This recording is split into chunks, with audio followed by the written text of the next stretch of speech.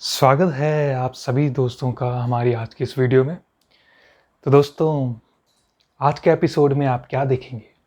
पिछले एपिसोड में आपने देखा वेक्टर्स, ठीक है, ग्रेडियंट, डाइवर्जेंस और कर्ल और उसकी फिजिकल सिग्निफिकेंस देखा आपने उसकी सासू माँ के द्वारा। आज के एपिसोड में आप क्या देखेंगे?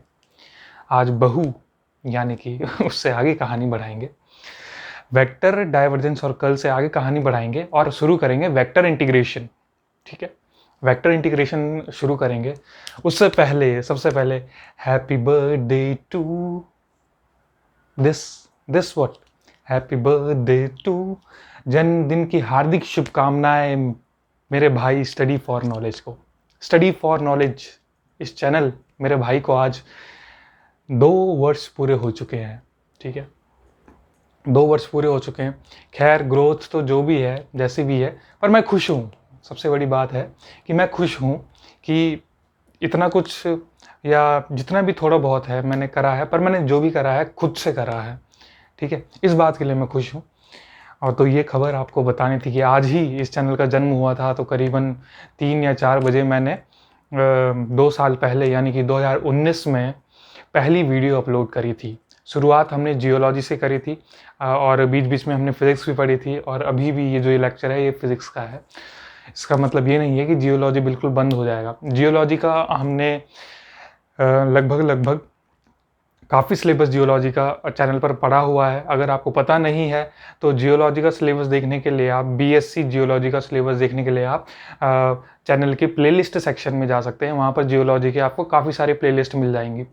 फिज़िक्स की ये पहली प्लेलिस्ट ही होने वाली है, क्योंकि जो प्लेलिस्ट मैं शुरू कर रहा था सेमेस्टर 1 का, वो तो खैर रोक दिया गया है क्योंकि सेमेस्टर 2 शुरू होने वाला है। तो मैंने क्यों तो किसी ने आइडिया दिया था, तो मैं उसी पे आगे चल रहा हूँ और सेमेस्टर 2 हम कर रहे हैं।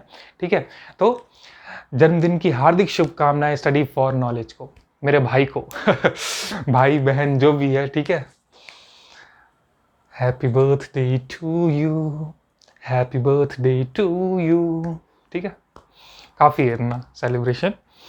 ठीक है, तो अब हम शुरू करेंगे आज के टॉपिक से। तो आज का टॉपिक जो है वेक्टर इंटीग्रेशन।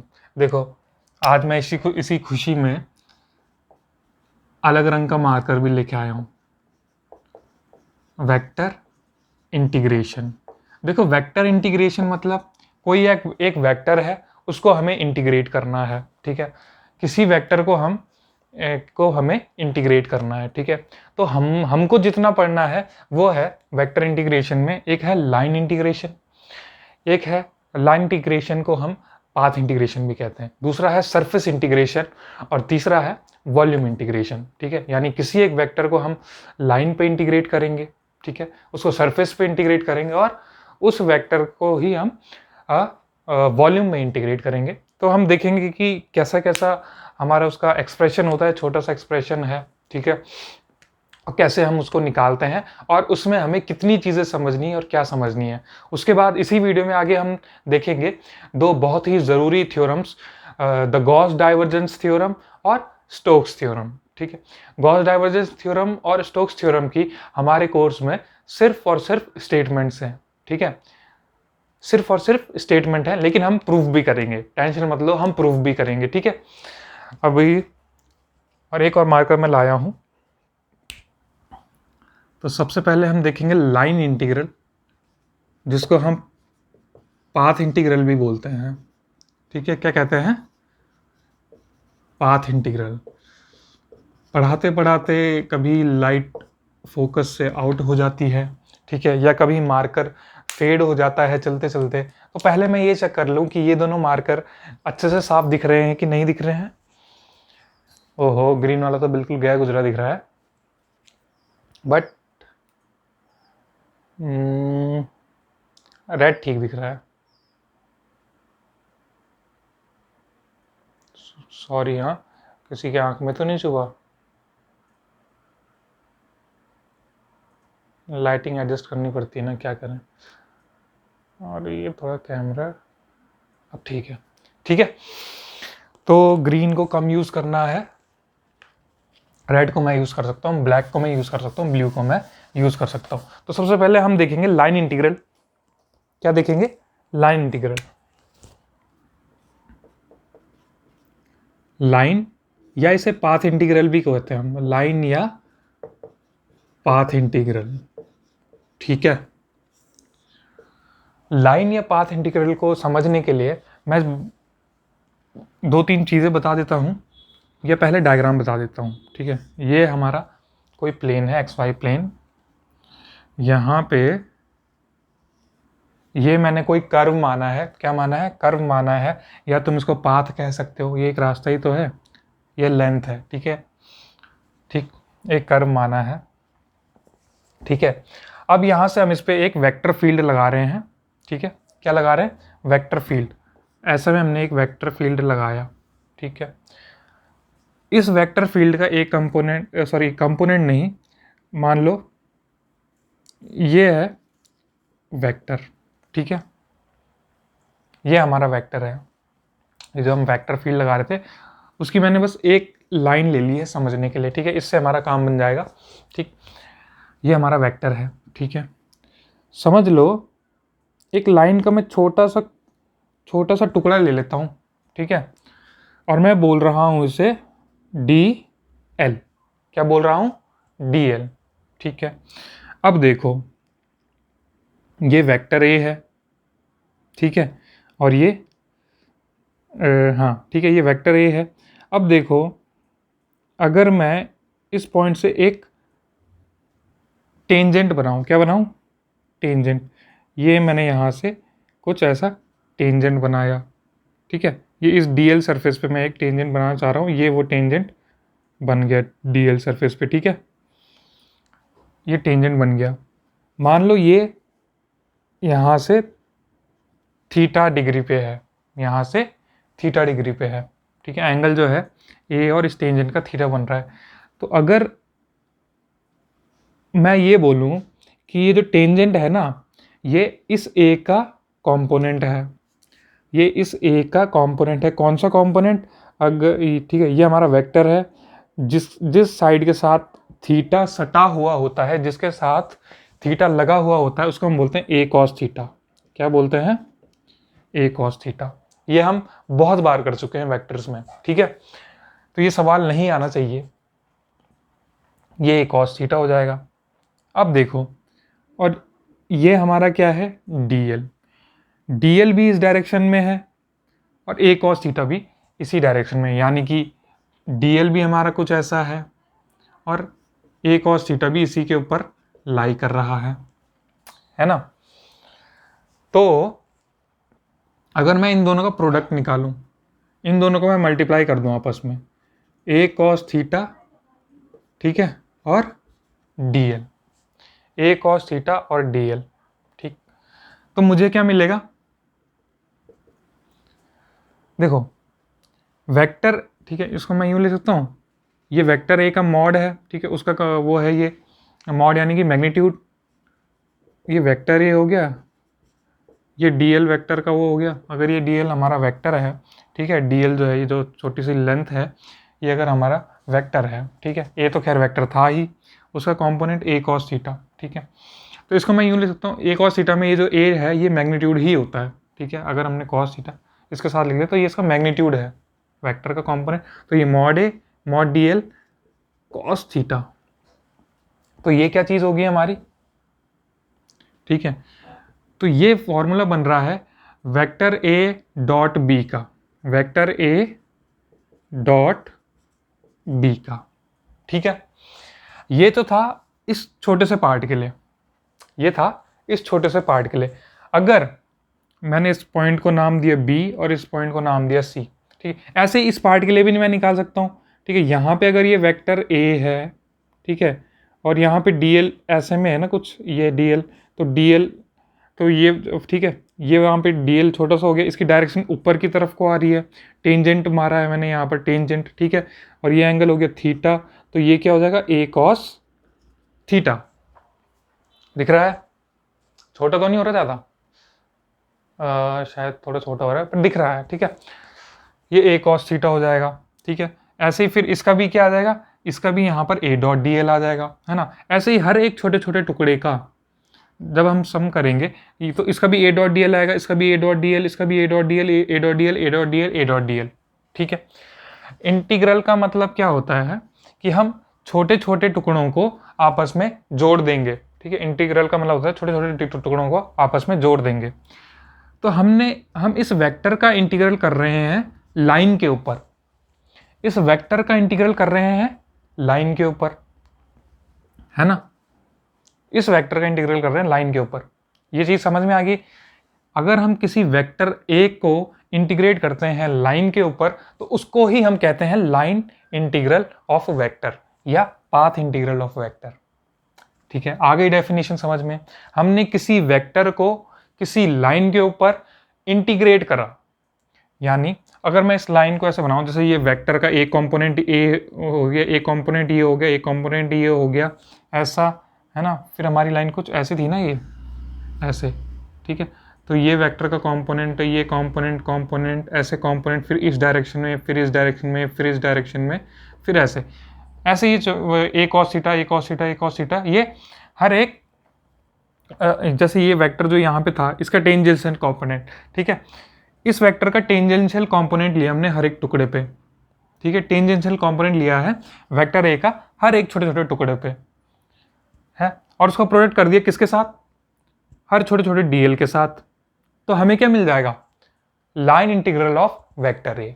तो हमें क्या मिल जाएगा, लाइन इंटीग्रल ऑफ वेक्टर ए, यानी वेक्टर ए को हमने लाइन पे इंटीग्रेट कर दिया, ठीक है। कुछ डेफिनेशन आई दिमाग में, घुसा कुछ दिमाग में, कोशिश करिए पूरी, बहुत मेहनत करिए, ठीक है। अब देखो, अगर ये तो छोटे छोटे टुकड़े थे, ठीक है। अगर एक लाइन है, इसको मैं 3 टुकड़ों में करता हूं डिवाइड। कितने टुकड़ों में कर रहा हूं, 3 टुकड़ों में, यानी n कर दिया मैंने 3, और इस एक टुकड़े को मैं कह रहा हूं छोटा सा l, छोटा सा l, ठीक है। तो अभी n 3 है, अगर मैं n कर दूं 6, 1 2 3, 1 2 3 4 5 6 टुकड़े हो गए। अब देखो, अब l और छोटा हो गया, है ना। ये del L del L del L del L del L del L, अगर मैं टुकड़े कर दूं 10 तो डेल एल और छोटा हो जाएगा। अगर मैं टुकड़े कर दूं इन्फिनाइट तो डेल एल 0 को टेंड कर जाएगा। यानी कि अगर मैं जितने ज्यादा मैं टुकड़े करूंगा, जितने ज्यादा मैं टुकड़े करूंगा, लेंथ जो है उतनी कम हो जाएगी। तो अगर n मैं इन्फिनाइट कर दूं, क्या कर दूं, n कर दूं इन्फिनाइट, तो डेल एल क्या है, टेंड कर जाएगा भाई 0 को, डेल एल 0 को टेंड कर जाएगा, ठीक है। ये बात भी आ गई समझ में, आ गई समझ में, ठीक है। अब देखो a डॉट डी एल है ना, ये तो एक टुकड़े के लिए था, ये एक टुकड़े के लिए था। तो फॉर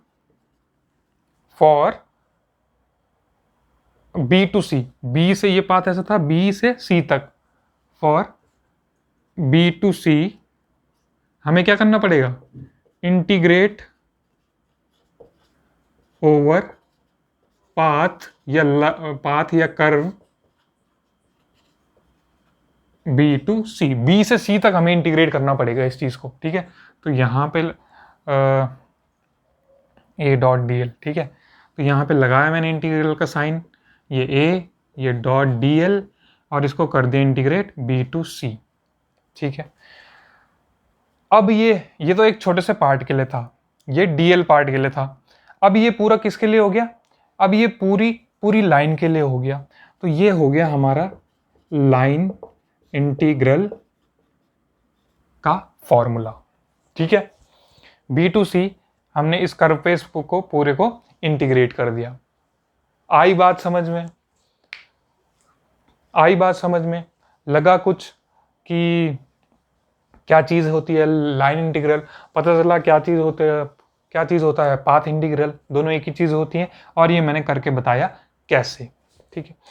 सर ये चीज बताई है तो क्यों बताई है, ये चीज बताई है तो क्यों बताई है। अब देखो ए डॉट डी एल, अगर मैं ए को उसके 3 कंपोनेंट में लिख दूं, ठीक है। देखो ए 3 कंपोनेंट वाला छोड़ो, उसको उसके बाद बताता हूं।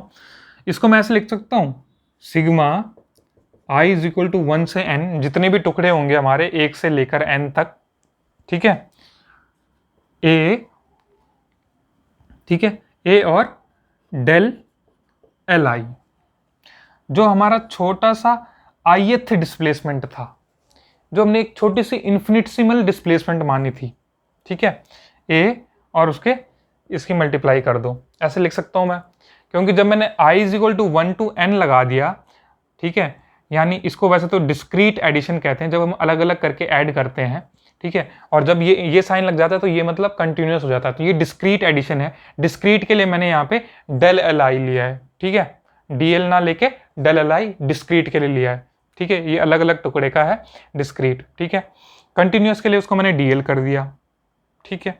अब ये सवाल नहीं आना चाहिए यहाँ पे डेल एल आई क्यों है और यहाँ पे डीएल क्यों है, ये बात भी क्लियर हो गई, ठीक है। Sigma I is equal to 1 to n A del L I, ठीक है। अब देखो आगे, ओहो कहाँ पे था मैं, डेल एल आई है ना, ठीक है, तो A dot del L I है ये, तो इसको मैं ऐसे भी लिख सकता हूँ ए, तो क्या मैं इसको ए आई लिख दूं, ठीक है। ए आई मतलब वो वाला कंपोनेंट, वेक्टर ए का वो कंपोनेंट जो डेल एल आई के ऊपर लाई कर रहा है, या वेक्टर ए का वो कंपोनेंट जो डेल एल आई पे टेंजेंट, मतलब वेक्टर ए का वो कंपोनेंट जो डेल एल आई पे टेंजेंट है, वेक्टर ए का वो कंपोनेंट जो डेल एल आई वाली लेंथ पे टेंजेंट है, वो ए आई। तो ए आई क्या होगा, ए कॉस थीटा, है ना, टेंजेंट तो सबका यही हो रहा है, और del L L I, del L I, ठीक है। तो ये तुम्हारा लाइन इंटीग्रल, ये लाइन इंटीग्रल, ये लाइन इंटीग्रल, ठीक। अब आगे देखो, मैंने इसमें तुम्हारे लिए एक और चीज़ लिखी है, और वो ये है कंपोनेंट्स में, अगर ए को मैं ऐसे लिख सकता हूँ A X X cap plus A Y Y cap plus A Z Z cap, ठीक है, डॉट डॉट क्या, डी एल को मैं लिख सकता हूँ X cap D X plus Y cap D Y plus Z cap D Z, ठीक है। अब देखो ये स्पेस में है, ठीक है, ये एक प्लेन, शायद शुरू में मैंने प्लेन कह दिया, ठीक है, तो प्लेन पे भी तो हो सकता है लाइन इंटीग्रल, और स्पेस में भी हो सकता है, स्पेस में भी हो सकता है। कैसे हो सकता है स्पेस में, ये हमारा एक्स वाई जेड एक्सेस है, ठीक है, एक्स वाई जेड एक्सेस।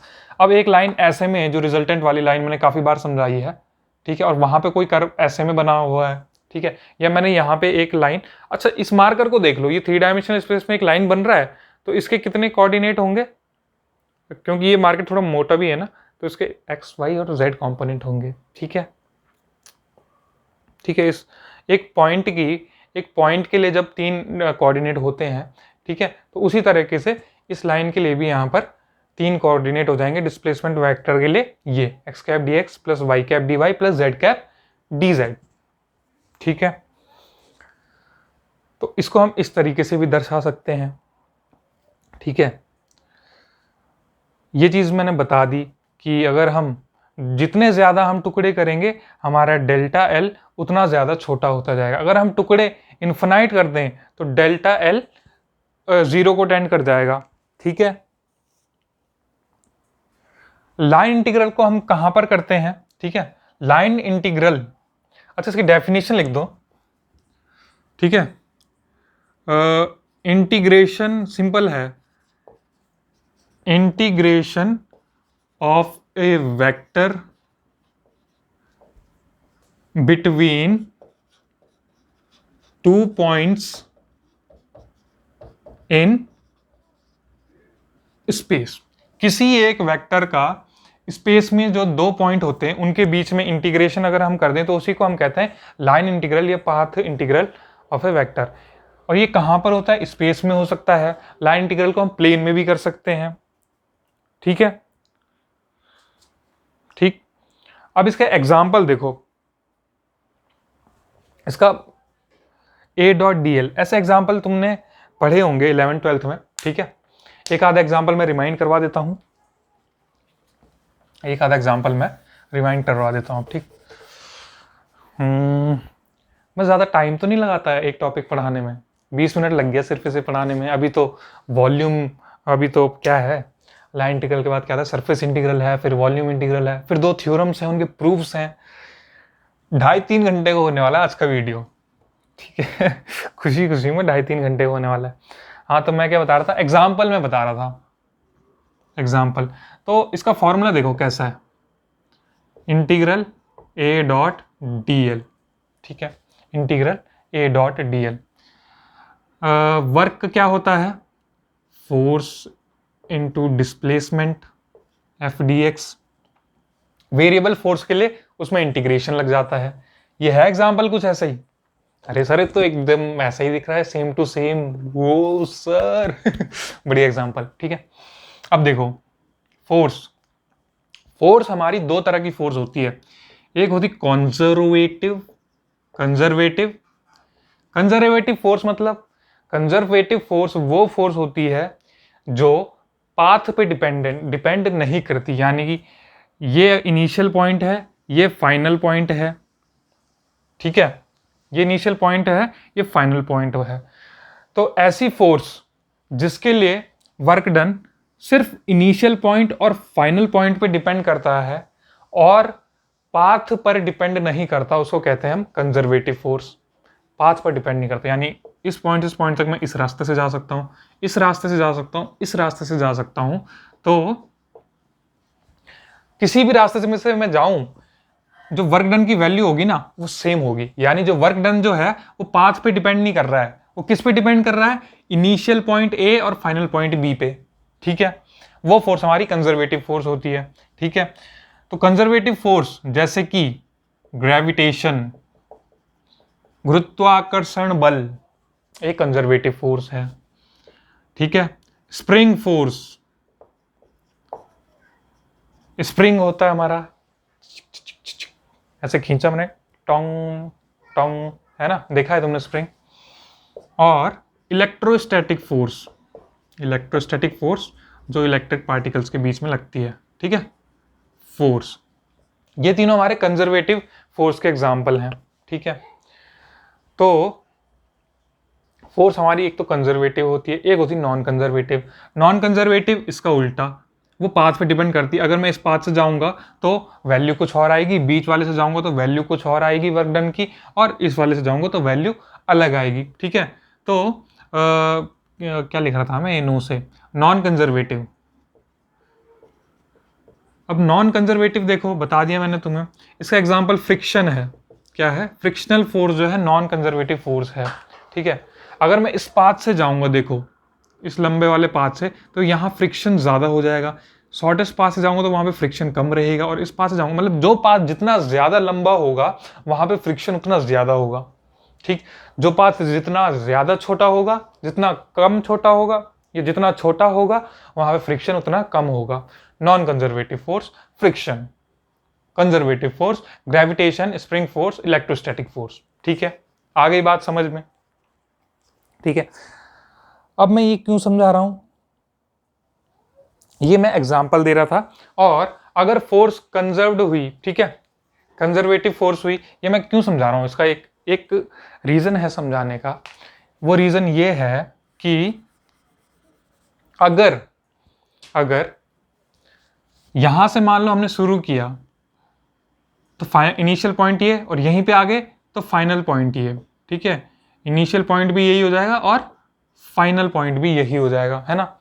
तो उस केस में देखो, जितना वर्क इनिशियल होगा उतना ही वर्क फाइनल हो जाएगा। अगर इनिशियल वर्क है 5 जूल तो फाइनल वर्क भी कितना हो जाएगा, 5 जूल। तो नेट वर्क डन कितना है, वर्क कुछ हुआ है, वर्क तो कुछ हुआ ही नहीं है, जितना पहले से था उतना ही है, तो नेट वर्क डन 0 हो जाएगा, है ना। तो उस केस में लाइन इंटीग्रल की वैल्यू 0 हो जाएगी। तो लाइन इंटीग्रल, कंक्लूजन में ये निकलवाना चाहता था कि line integral for a conservative force is 0, ठीक है। Line integral for a conservative force is 0, क्यों, क्योंकि वर्क डन 0 हो जाएगा, वर्क डन क्यों जीरो हो जाएगा? क्योंकि इनिशियल पोजीशन और फाइनल पोजीशन जीरो हो जाएगी, सॉरी इनिशियल पोजीशन और फाइनल पोजीशन सेम हो जाएगी। इनिशियल पोजीशन और फाइनल पोजीशन सेम हो जाएगी तो जो वर्क था इनिशियल पोजीशन पे उतना ही वर्क रहेगा फाइनल पोजीशन में, यानी वर्क में चेंज कितना आया है, नेट वर्क कितना हुआ है? कुछ भी नहीं हुआ है, जितना पहले था उतना ही लास्ट में भी है, बाद में भी है। तो हम क्या कह सकते हैं, जो लाइन इंटीग्रल होता है फॉर किस चीज के लिए? Conservative force. ठीक है, एक कंक्लूजन लिख लेते हैं यहां पे, कंक्लूजन इस चीज का, line integral for a conservative force is शून्य। ठीक है, और ये हंसता मुस्कुराता शून्य है, जैसे तुम हंस रहे हो अभी, क्योंकि तुम्हें ये टॉपिक समझ में आ रहा है और साफ साफ भी दिख रहा है बोर्ड में, तो मैं भी हंस रहा हूँ, खुश हो रहा हूँ। ठीक है, बट तुम्हें ये हंसता हुआ शून्य नहीं दिख रहा है, इसको मैं यहाँ पे बना देता हूँ। ये मैंने ऐसे बनाया था, पर मैंने आंख उसकी यहाँ पे बनाई और स्माइल ने ऐसे बना दी। चलो यहाँ पे बना देता हूँ। अब देखो, ऐसे ऐसे बनाया था मैंने शून्य, तो क्योंकि वो छोटा बना था तो मैंने ऐसे बना दिया था, वो हंसता हुआ शून्य। खैर, आया समझ में? कंक्लूजन क्या निकाला हमने कि for closed path work done is equal to 0। तो हम कह सकते हैं लाइन इंटीग्रल के लिए ना, लाइन इंटीग्रल के लिए a डॉट डी एल के लिए, अगर a डॉट डी एल है और वहां पर अगर हमारी फोर्स है, ठीक है, line integral for a conservative force is 0। ठीक है, line integral for a conservative force is 0, यानी कि f dot D L line integral for conservative force is 0। कब? जब फोर्स क्या हो? कॉन्सर्वेटिव। ठीक है, आगे बात समझ में? नोट करो, नोट करते जाओ, बस रुकना नहीं है। ठीक है, अब मैं मिटा देता हूं इसे, आगे बढ़ते हैं। जो तुम ना हो, सर क्यों गाते हो इतनी बकवास आवाज में? अरे वेक्टर इंटीग्रेशन चलो मिटा ही देते हैं, अब क्या है, जब वेक्टर इंटीग्रेशन चल रहा है तो चल रहा है। दूसरी चीज हम क्या पढ़ेंगे? सरफेस। ठीक है, 1 dimension line, 2 dimension surface, 3 dimension volume. Surface integral की बात करते हैं। जैसे इसमें करा है वैसे ही बढ़ने की कोशिश करेंगे। ठीक है, सरफेस इंटीग्रल, तो इसके लिए क्या बनाना पड़ेगा? उसके लिए लाइन बनाई थी, इसके लिए सरफेस बनाना पड़ेगा। ठीक है, तो ये तुम्हारा कोई भी आर्बिट्ररी सरफेस हो गया। ठीक है, इसमें मैं एक छोटा सा हिस्सा ले लेता हूं। ठीक है, इसमें एक छोटा सा सरफेस ले लिया, ds। क्या ले लिया? ds। ठीक है, देखो कोई भी सरफेस होता है ना, उसका जो यूनिट वेक्टर होता है, सरफेस पे जो वेक्टर होता है, देखो हम क्या कहते हैं, काफी लोग कहते हैं कि मतलब कंफ्यूजन चलता है, एरिया क्या है, स्केलर है, वेक्टर है, क्या है एरिया? तो एक चीज मैं उससे पहले दिखा देता हूं तुम्हें। यहां पर ये एक पैरेललोग्राम बनाया मैंने। ठीक है, पैरेललोग्राम का एरिया क्या होता है? बेस इनटू हाइट, है ना, बेस इनटू हाइट होता है। ये मैंने बोला ये उसकी लेंथ है, ये मैंने बोला उसकी ये वाली साइड है। ठीक है, हाइट हमें दे नहीं रखी, तो हम हाइट निकाल लेते हैं। हाइट कैसे निकालेंगे? ये अगर एंगल थीटा है तो इसका ये वाला कंपोनेंट क्या हो जाएगा? नीचे वाला बी का ये वाला कंपोनेंट जिसके साथ थीटा सटा हुआ है, बी कॉस थीटा, और उसके परपेंडिकुलर यानी कि ये वाला कंपोनेंट क्या हो जाएगा? B sine theta. ये वाला मतलब अगर मैं इसको ऐसे कनेक्ट कर दूं तो ये वाला कंपोनेंट आ गया बी साइन थीटा, आ गया भाई बी साइन थीटा। ठीक है, अब देखो, अब हम पे बेस भी है, हाइट भी है, तो L, तो base into height, cross product वाला क्रॉस नहीं है, मल्टीप्लाई वाला क्रॉस है। ठीक है, ये मल्टीप्लाई वाला क्रॉस है, तो L into B sine theta, L into B sine theta. ये मल्टीप्लाई वाला क्रॉस है, मल्टीप्लाई वाला, क्रॉस प्रोडक्ट वाला नहीं है। ठीक है, या तो मैं इसको हटा ही देता हूँ और इन दोनों को ब्रैकेट में लिख देता हूँ। ठीक है, mod L mod B sine theta, L cross B. अब ये आ गया वो क्रॉस, कौन सा? क्रॉस प्रोडक्ट वाला। क्रॉस प्रोडक्ट वाला मतलब वेक्टर प्रोडक्ट वाला, और वेक्टर प्रोडक्ट जब हम दो वेक्टर्स को मल्टीप्लाई करते हैं तो उसका रिजल्ट भी वेक्टर आता है। तो ये क्या है, ये एरिया है, और एरिया क्या आ गया, वेक्टर, एरिया आ गया वेक्टर। तो एरिया को हम वेक्टर क्वांटिटी कह सकते हैं, ऐसा हमको ये छोटा सा डेरिवेशन बताता है। ठीक है, आई बात समझ में, आ गई बात समझ में, आ गई सर, आ गई, ये तो बड़ा आसान था। ठीक है, तो वेक्टर की तो डायरेक्शन होती है, इस एरिया को हम डायरेक्शन कैसे दें, तो क्रॉस प्रोडक्ट में हम डायरेक्शन कैसे देते हैं, ये L cross B, L cross B, L cross B sine theta था ना, एल ये था, अब बी साइन थीटा ये था, एल बी साइन थीटा। तो इसका जो यूनिट वेक्टर होगा ना, वो पॉइंटिंग यानी जो एरिया वेक्टर का जो रिजल्ट आएगा ना, वो आएगा जो कि इस प्लेन से बाहर को पॉइंट कर रहा है। तो यही हमारा एक नियम बन जाता है आगे जाके, कि किसी भी क्लोज्ड सरफेस का अगर हमें एरिया लेना हो, क्लोज्ड सरफेस हो या कैसी भी सरफेस हो, उसका एरिया वेक्टर अगर हमें चाहिए, तो उसका एरिया वेक्टर क्या होता है, या वेक्टर एरिया में एलिमेंट बोल लो, वो क्या होता है, वो परपेंडिकुलर होता है उस एरिया के, क्या होता है, उस एरिया के परपेंडिकुलर होता है। अगर बलून है तो बलून एक 3 डायमेंशनल शेप है, उसके लिए हम वेक्टर को जैसे ये गुब्बारा है मान लो मेरा, ठीक है, तो ऐसे बाहर को भी ले सकते हैं और उसके अंदर भी ले सकते हैं। तो कन्वेंशन, परंपरा ये चली आई है शुरू से कि हम बाहर वाला लेके आउटवर्ड वेक्टर, ठीक है, आउटवर्ड नॉर्मल वेक्टर को ही हम पॉजिटिव मान लेते हैं। ठीक है, ये तुम पे डिपेंड करता है, तुम पॉजिटिव इनवर्ड वाले को मान रहे हो या बाहर वाले को मान रहे हो। ठीक है, तो हमने आउटवर्ड वाले को मान लिया। ठीक, आगे बात समझ में, एरिया वेक्टर। ठीक है, तो ये इंट्रो देना ज़रूरी था यहाँ पर। अब इसको मिटा देता हूँ, थोड़ी स्पीड बढ़ानी पड़ेगी। हाँ, इतनी सारी बात बतानी पड़ी, क्यों, क्योंकि मैं इसके ऊपर एक वेक्टर बनाने वाला था जिसको मैं एन कैप नाम देने वाला था। ये सरफेस है, ठीक है, ये कौन सा सरफेस है, एलिमेंट्री सरफेस ds। ठीक है, ये पूरा सरफेस है s। ठीक है, ये पूरा सरफेस मैंने बनाया है ना, ये s है, ये एलिमेंट्री सरफेस है ds। ठीक है, अब देखो, ये तो एन कैप हो गया। अब मैं यहां पे बना देता हूं वेक्टर a, कोई वेक्टर इसके साथ लगा हुआ है। ठीक है, तो ये समझ में आ गया ना तुम्हें, ये एलिमेंट्री सरफेस ds हो गया। मैं इसको मिटा देता हूं। ठीक है, ds को मैंने यहाँ पे लिख दिया एलिमेंट्री सरफेस। ठीक है, अब जो हमने वेक्टर फील्ड लगाया था उसका मैंने एक वेक्टर लिया, ये ऐसा। ठीक है, ये उसके 90 डिग्री पे नहीं लगे, जो ये तो है, ये हमारी सरफेस है, ये गोल वाली जो छोटी सी सरफेस मैंने ये बनाई है, ये ऐसे है, और उसके ऊपर ये वेक्टर एन कैप 90 डिग्री पे है। ठीक है, और ये वेक्टर है, ये 90 डिग्री पे था। ठीक है, और इनमें से मेरी कोई सी भी एक उंगली मान लो। ठीक है, कोई सी भी एक उंगली मान लो, ये थोड़ी टेढ़ी में मान लो, है ना, यानी ये 90 डिग्री पे नहीं है, ये वाला वेक्टर इसके साथ 90 डिग्री पे नहीं है। इसको विजुअलाइज कैसे करेंगे, कोशिश तो कर रहा हूँ, वैसे तुमने कर लिया होगा। ठीक है, ये हमारा ठीक है,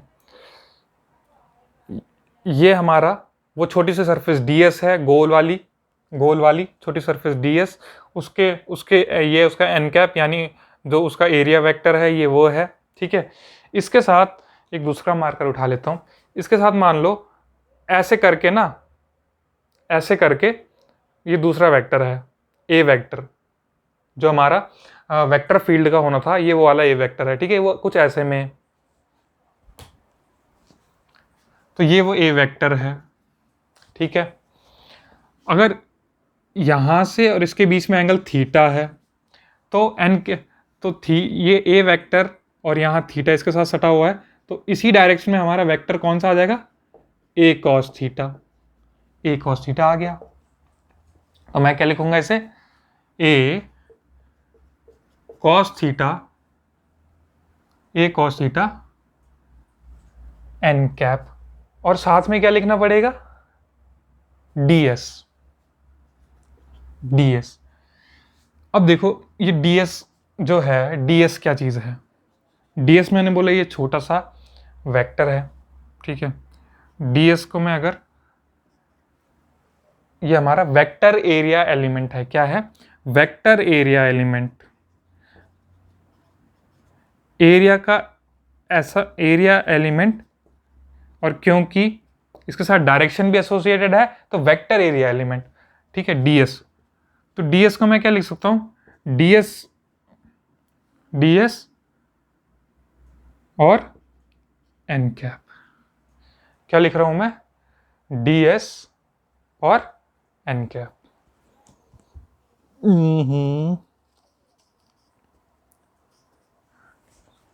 ठीक है, ds को मैं लिख सकता हूं, ये जो ds था हमारा वेक्टर एरिया एलिमेंट था, इसको मैं लिख सकता हूं ds और n कैप। ठीक है, ये n कैप्स की डायरेक्शन दिखा रहा है, तो मेरे को इसके ऊपर ये मैग्नीट्यूड, ये डायरेक्शन का या ये क्या कहते हैं इसे, पॉइंटर एरो लगाने की जरूरत नहीं है। अब ये n कैप वो काम कर रहा है। ठीक है, तो यहां पे होना चाहिए था a cos theta ds vector. ठीक है, ये तो मैंने बता दिया तुम्हें ये क्या चीज है। ठीक है, तो ये तो मैग्नीट्यूड है। ठीक है, ds को जब मैं लिखूंगा, चलो अभी ये नहीं लिखता, अभी लिखता हूँ a cos थीटा। ठीक है, और ds को मैं क्या लिख रहा हूँ, ds और n कैप। ठीक है, जब मैं ये वेक्टर का साइन हटाऊंगा तो उसकी डायरेक्शन दिखाने के लिए यूनिट वेक्टर n कैप लगा दिया। ठीक, अगला स्टेप, अब कुछ नहीं है, अब तो सिंपल वैसे ही होगा जैसे पहले वाला था, इतनी चीज समझने की थी। ये मैग्नीट्यूड है, ds भी मैग्नीट्यूड है, cos थीटा और n कैप इसके साथ जुड़ा हुआ है। ठीक है, तो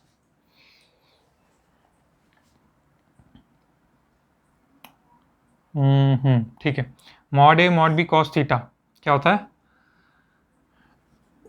a डॉट ds। ठीक है, a डॉट ds, अगर मैं फिर से ये लगा रहा हूं तो अब n कैप लगाने की जरूरत नहीं है। ठीक है, यहाँ पे तो n कैप ठीक है, बट अब अगर मैं यहाँ पे इसको ds लिखूंगा तो यहाँ पे n कैप लगाने की जरूरत है नहीं हमको। ठीक है, आगे बात समझ में। ठीक है, ये मैं जबरदस्ती यहाँ पे इसलिए घुसाया क्योंकि ये कॉन्सेप्ट भी समझना जरूरी था कि ये क्या चीज़ है, इससे हमने ये कैसे बनाया फिर। ठीक है, तो a डॉट ds आ गया। तो ये तो था इस छोटे से एलिमेंट ds के लिए, छोटे से एलिमेंट ds के लिए। तो फॉर कंप्लीट सरफेस या होल सरफेस, पूरे सरफेस के लिए हम क्या करेंगे, इसको पूरे सरफेस के लिए हम इसको इंटीग्रेट कर देंगे। ठीक है, तो a डॉट ds का इंटीग्रल ओवर सरफेस s, तो ये आ गया surface integral of vector a over the surface ds। या integral of vector a over the surface ds is called surface integral of vector a। ठीक है, definition, integral of vector a, मतलब a मतलब general में कोई भी vector हो सकता है। Integral of vector a over the surface is called surface integral, is called surface integral। ठीक है, एक सरफेस इंटीग्रल हम पढ़ चुके हैं, एक क्या है, दो पढ़ चुके हैं। ये खिड़की है, फाई बोलते हैं हम, phi is equal to E A, flux electric field intensity, और ए यहाँ पे इसका एरिया है। ठीक है, ए यहाँ पे एरिया है, इंटेंसिटी इंटू एरिया। तो यहाँ पे जो वेक्टर इंटेंसिटी है वो तो ए है और इसका एरिया। ठीक है, यहाँ से मान लो हाँ, अगर मान लो इसको मैंने ऐसे परपेंडिकुलर रखा हुआ है। ठीक है, और यहाँ से ऐसे रेज आ रही है, हवा घुस रही है अंदर, या इलेक्ट्रिक फील्ड लगाया हुआ है तो वो घुस रहे, वो परपेंडिकुलर घुसेगा उसका। ठीक है, ऐसे में देखो एक चीज़ तो ये है कि इस एरिया का जो यूनिट वेक्टर होगा, इस एरिया का यूनिट वेक्टर होगा वो हमारे ए वेक्टर के पैरेलल होगा, ये वाले ए वेक्टर के पैरेलल होगा। ठीक है, ए वेक्टर के पैरेलल होगा यूनिट। अगर ये इलेक्ट्रिक फील्ड है तो जो इलेक्ट्रिक फील्ड और यूनिट वेक्टर है इस एरिया का वो आपस में पैरेलल होंगे। अगर मैं इस सरफेस को ऐसा कर दूं और इलेक्ट्रिक फील्ड ऐसे में है तो इलेक्ट्रिक फील्ड के बीच और इस एरिया के यूनिट वेक्टर के बीच एंगल हो जाएगा 90 डिग्री। ठीक है, ये चीज भी तुम ध्यान रखना, क्योंकि फ्लक्स जो है डिपेंड करता है ओरिएंटेशन पे, यानी एंगल पे फ्लक्स डिपेंड करता है। अगर इसकी ओरिएंटेशन ऐसी है तो फ्लक्स इससे कितना जा रहा है, 0। अगर इसकी ओरिएंटेशन ऐसी होगी तो इससे कुछ फ्लक्स जाएगा। अगर 90 कर दूं मैं तो फ्लक्स इससे मैक्सिमम फ्लक्स जाएगा। ठीक है, तो फ्लक्स क्या होता है, ई, यानी यहाँ पे इलेक्ट्रिक फील्ड के केस में होती है ई इंटू एरिया।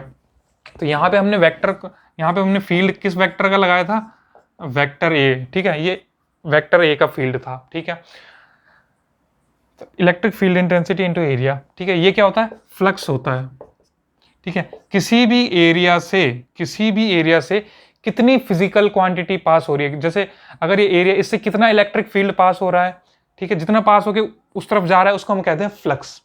अगर ये मैग्नेटिक फील्ड है तो इससे कितना मैग्नेटिक फील्ड इंटेंसिटी पास हो रही है, तो वो फ्लक्स, मैग्नेटिक फ्लक्स, वो इलेक्ट्रिक फ्लक्स। तो ये हमें क्या रिप्रेजेंट कर रहा है, हमारा सरफेस इंटीग्रल रिप्रेजेंट करता है फ्लक्स। हम कह सकते हैं इसको, हम फ्लक्स भी कह सकते हैं, क्या कह सकते हैं, फ्लक्स भी कह सकते हैं, ठीक है। और क्या लिखा है मैंने यहां पे समझाने के लिए,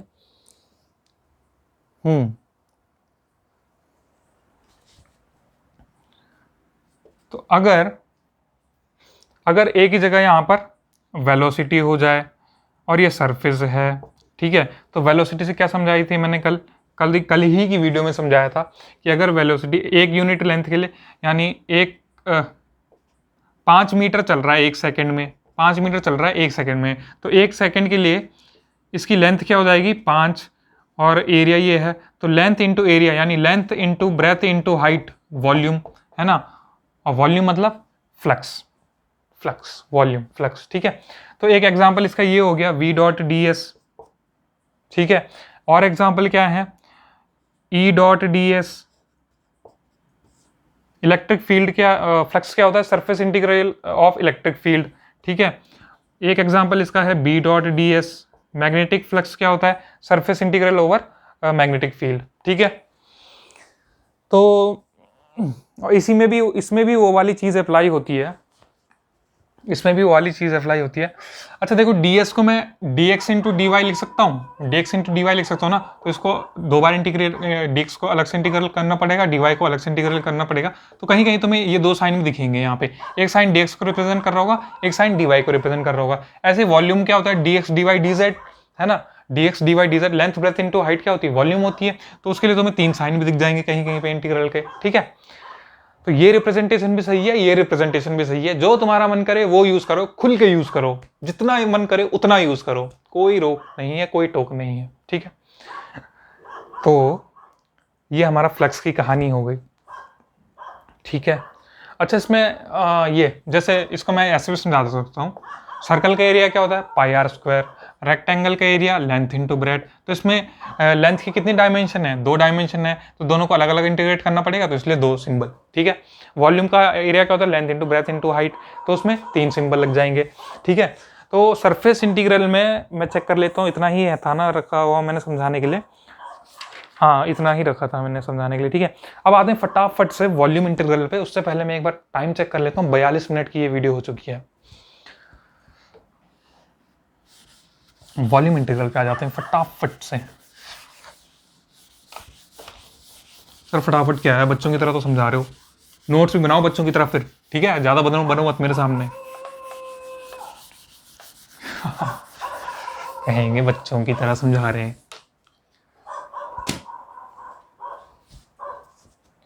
हाँ, तो आगे इस एपिसोड में, अभी ब्रेक के बाद, ब्रेक पूरा हो चुका है, जितने में मैं मिटा रहा था वही आपका ब्रेक था, उसके बाद अब देखते हैं आगे इसमें है वॉल्यूम इंटीग्रल। अब ये वॉल्यूम इंटीग्रल क्या चीज है सर, ठीक है, वॉल्यूम इंटीग्रल भी समझाते हैं। वॉल्यूम इंटीग्रल को समझाने के लिए मुझे करना कुछ नहीं है,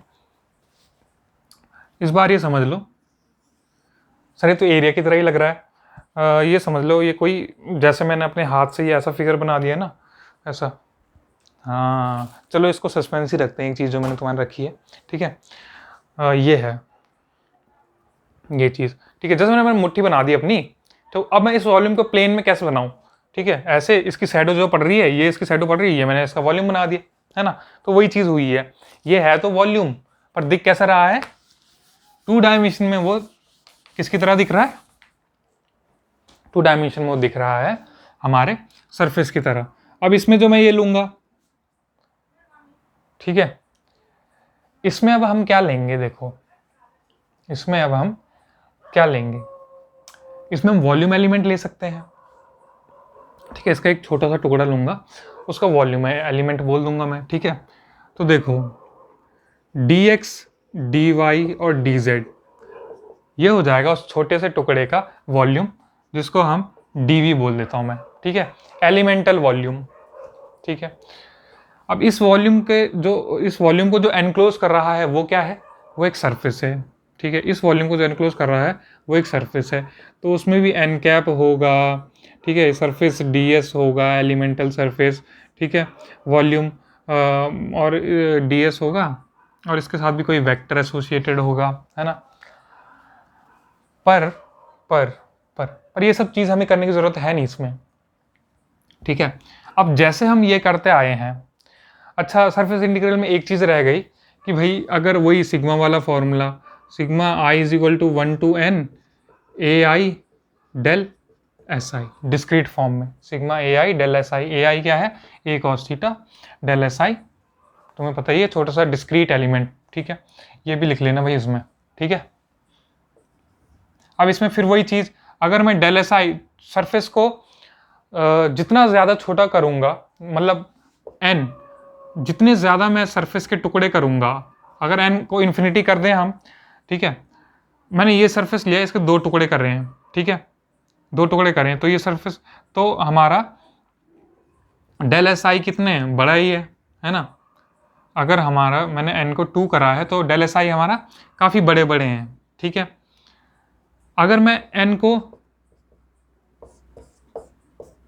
जितने भी हो गई है तो डेल एस आई हमारा क्या हो गया, छोटा हो गया। यानी अगर मैं n बढ़ाऊं, यानी अगर मैं ज़्यादा सरफेस में तोड़ूं, छोटे छोटे टुकड़ों में तोड़ूं बहुत ज़्यादा, तो डेल एस आई क्या हो जाएगा, टेंड्स टू 0 हो जाएगा, del S I tends to 0 हो जाएगा, ठीक है। यही कहानी वॉल्यूम के लिए भी होगी, ठीक। हाँ, तो d v d x d y d Z, ठीक है। तो अब मुझे इसको इंटीग्रल करना पड़ेगा, अगर मुझे वॉल्यूम इंटीग्रल लेना है तो मुझे क्या करना पड़ेगा, इसको इंटीग्रेट करना पड़ेगा, है ना। तो मैं 3 इंटीग्रल लगा देता हूँ, डी एक्स के लिए, एक डी वाई के लिए, एक डी जेड के लिए, ठीक है, ठीक।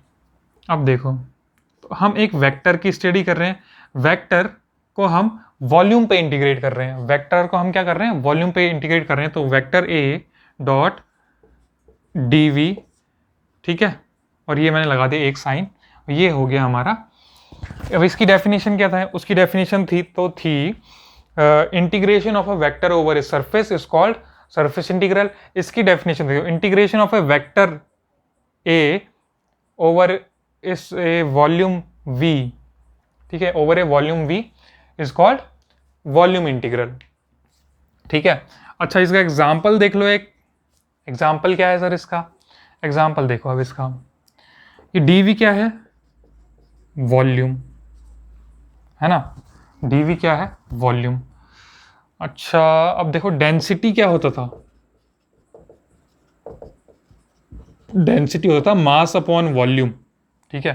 तो अगर जो मैंने ये वेक्टर a लिया है, ये डेंसिटी है, क्या है, डेंसिटी है, तो ये डेंसिटी इंटू वॉल्यूम आ जाएगा, यहाँ पे वॉल्यूम इंटू डेंसिटी क्या आ जाएगा, मास, तब हमारा लाइन इंटीग्रल क्या आ जाएगा, मास आ जाएगा, मास, ठीक है। आ गई ये बात समझ में। तो ये था तुम्हारा 48 मिनट का लेक्चर, अभी पूरा नहीं हुआ है, अभी बस टाइम देखने आया हूँ। तो ये था तुम्हारा वॉल्यूम इंटीग्रल। मैं देख रहा हूँ वॉल्यूम इंटीग्रल में मैंने कुछ और तो नहीं लिखा है समझाने के लिए, फटाफट से मैं चेक कर लेता हूँ और फिर आगे बताता हूँ तुमको, ठीक है।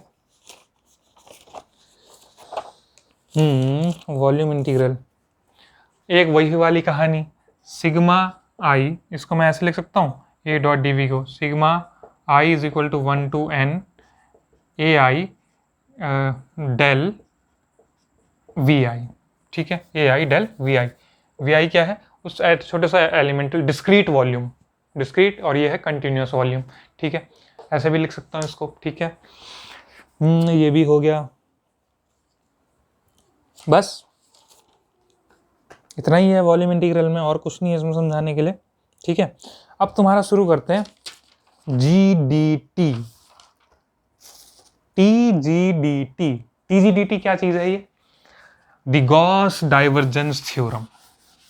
ओ सर क्या बोल दिया सर, ये तो कभी सुना ही नहीं, ठीक है। तो अब सुन लो,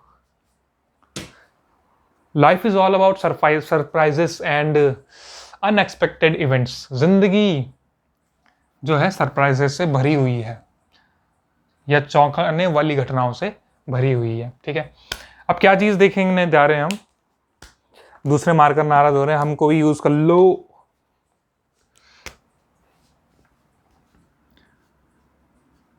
दी गाउस डाइवर्जेंस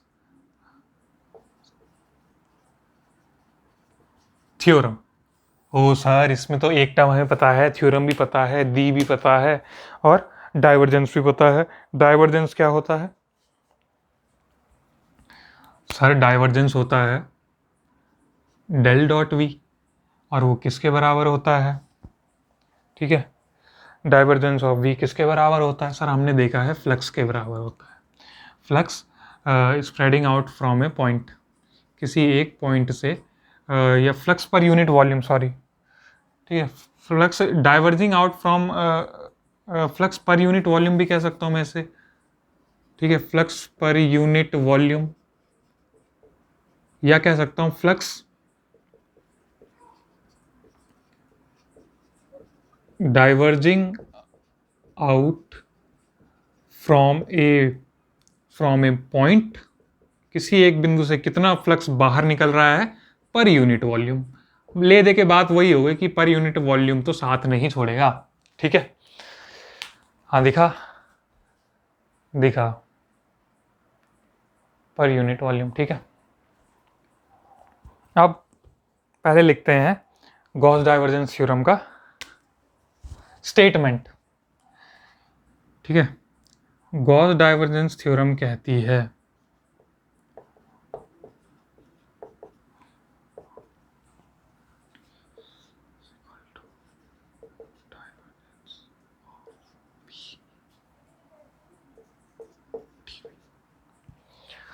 अच्छा, तो क्या चीज़ है सर ये?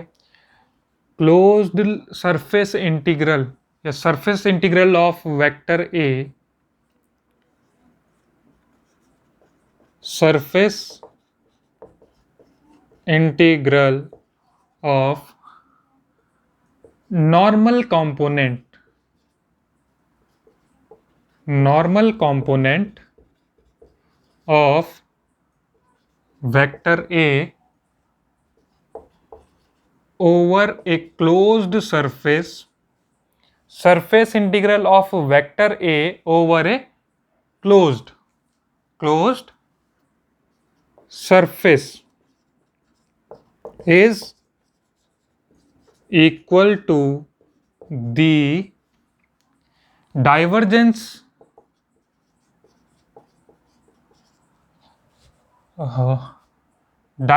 ऑफ वेक्टर ए। ठीक है, divergence of vector A taken over the volume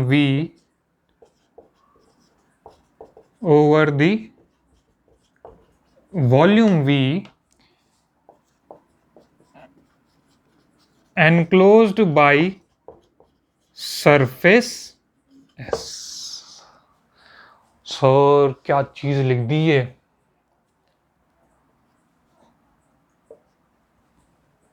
ठीक है, देखो, surface integral of normal component of vector A over a closed surface S is equal to the divergence of vector A taken over the volume V, और उस volume को enclosed कर रहा है, taken over the volume V enclosed by the surface S। ये सारी बातें मैंने यहां देख के बोलनी थी। ठीक है, चलो कोई नहीं, आई एम लर्निंग, धीरे धीरे सीख रहा हूं।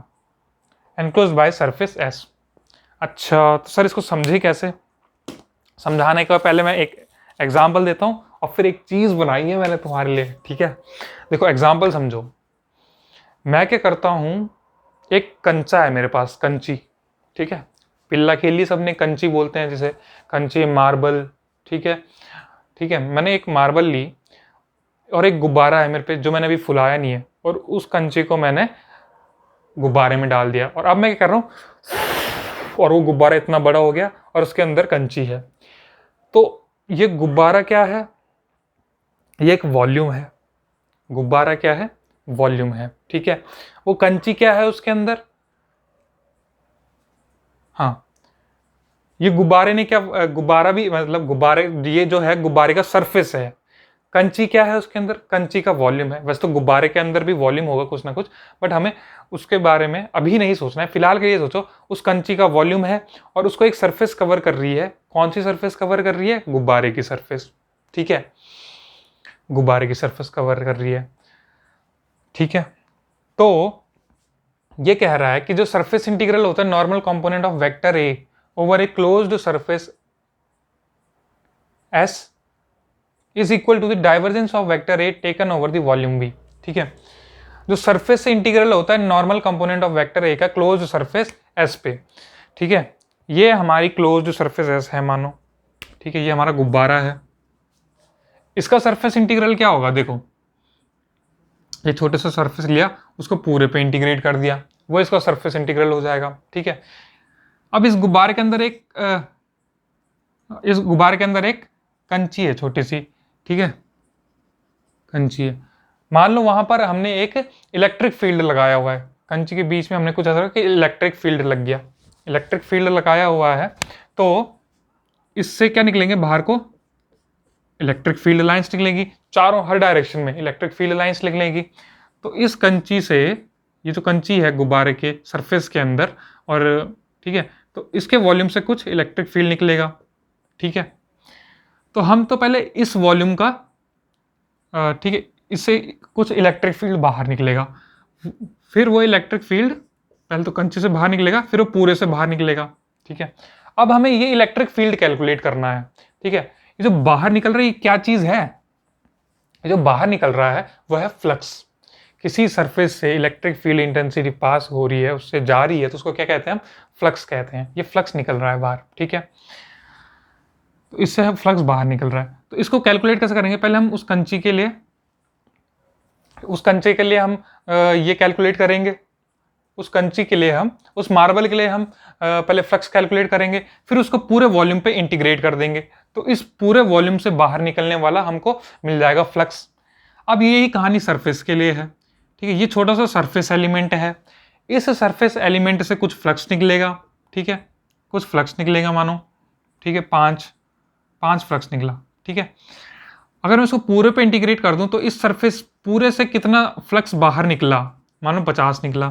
ऐसे ही इससे कुछ वो निकला फ्लक्स बाहर, मानो 2.5 निकला। ये वॉल्यूम है, ये सरफेस है, ये सरफेस का स्मॉल एलिमेंट है, उससे 5 वॉल्यूम निकला। और इस पूरे से जो वॉल्यूम है, सॉरी, ये जो सरफेस है पूरी, गुब्बारे की सरफेस है, उससे हमारा फ्लक्स बाहर निकल रहा 50, ठीक है। तो इस कंची ये जो वॉल्यूम है, इससे यूनिट वॉल्यूम से 2.5 फ्लक्स बाहर निकल रहा। और इस पूरे वॉल्यूम से, अब जब मैं इसको पूरे वॉल्यूम के लिए इंटीग्रेट करूंगा तो वो भी 50 ही आएगा। यानी जो वॉल्यूम से जो हमारा फ्लक्स निकला वो बराबर है किसके? जो सरफेस से फ्लक्स निकला। यही तो होता है। इसके लिए तो मैं एक और एग्जांपल सोच सकता हूं। मेरे पे एक गोल स्पॉन्ज बॉल है, ठीक है। जितना मैंने उसको पानी में डुबाया, ठीक है, पानी में डुबाया। अब मानो उसका वॉल्यूम हो गया 50 मीटर क्यूब, ठीक है। ओहो, वॉल्यूम की यूनिट क्या होती है?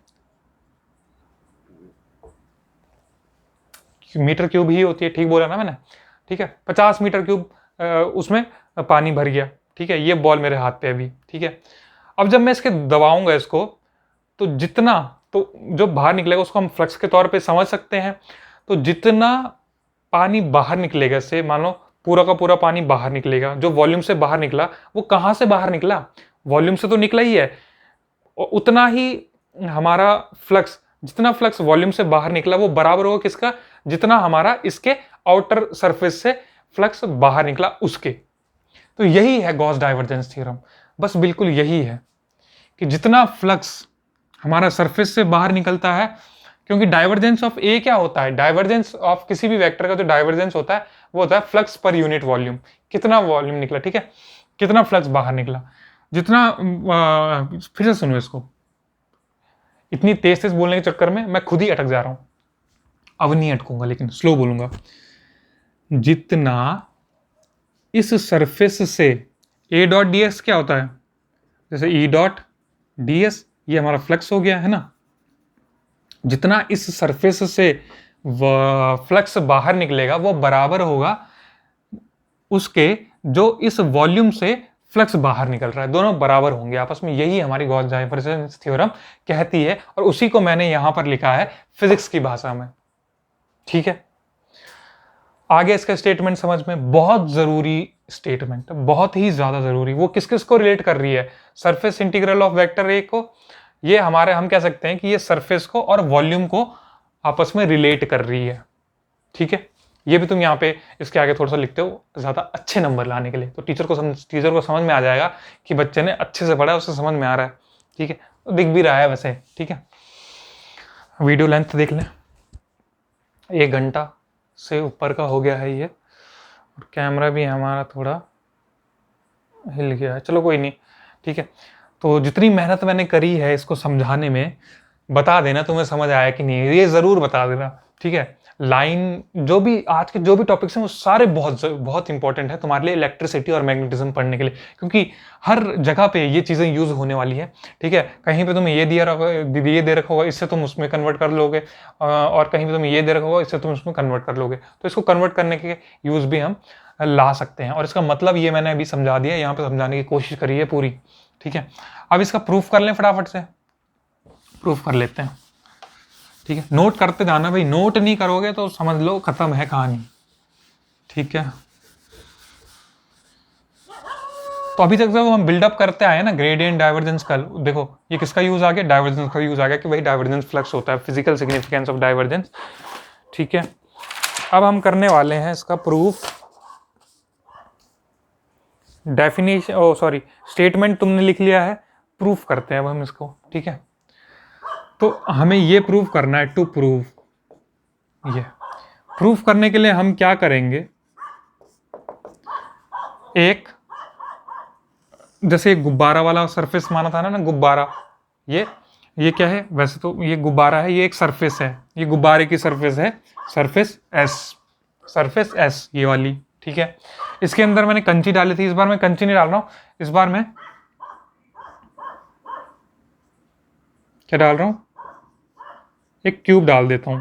ठीक है, क्यूब डाल देता हूं, इसको मैं दिखा भी सकता हूं, तुमको विजुअलाइज करा सकता हूं।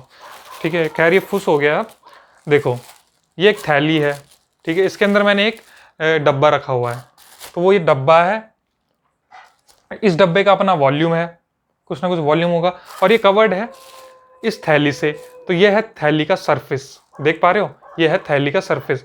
अगर एक गुब्बारा होता तो ज्यादा मजा आता तो समझने में, बस तुम्हें समझ आ गया है मुझे पता है। ठीक है, ये डब्बा है और यह है इस थैली का सरफेस। तो मान लो ये डब्बा यूनिट लेंथ का है, यूनिट वॉल्यूम का है, तो उस पे जितना फ्लक्स निकल रहा है उसको मैं पूरे पे कैलकुलेट करूं तो ये इस पूरे वॉल्यूम से निकलने वाले फ्लक्स के बराबर हो जाएगा। ठीक है, अगर मैं यहाँ पे एक छोटा सा गोला बना दूं, यहाँ पे इस थैली में हल्का सा गोला, ठीक है, यहाँ से जो फ्लक्स निकल रहा है और इस सरफेस, उस फ्लक्स को मैं पूरे सरफेस पे इंटीग्रेट कर दूं तो इस सरफेस से निकलने वाले फ्लक्स के बराबर हो जाएगा और ये दोनों आपस में क्या होंगे, इक्वल, क्योंकि अंदर से जो बाहर, अंदर जो वॉल्यूम, जो इसके वॉल्यूम से जो बाहर आना चाहिए, वो बाहर आने का रास्ता क्या है, ये सरफेस ही तो है वो रास्ता। ठीक है, तो वो फ्लक्स आपस में बराबर होगा। ठीक है, अब देखो ये है हमारा वॉल्यूम dv, ये यूनिट वॉल्यूम है dv। ठीक है, ये यूनिट वॉल्यूम है dv, ये इसके अंदर रखा हुआ है। ठीक, अब मैं क्या कैलकुलेट करने वाला हूं, मैं कैलकुलेट करूंगा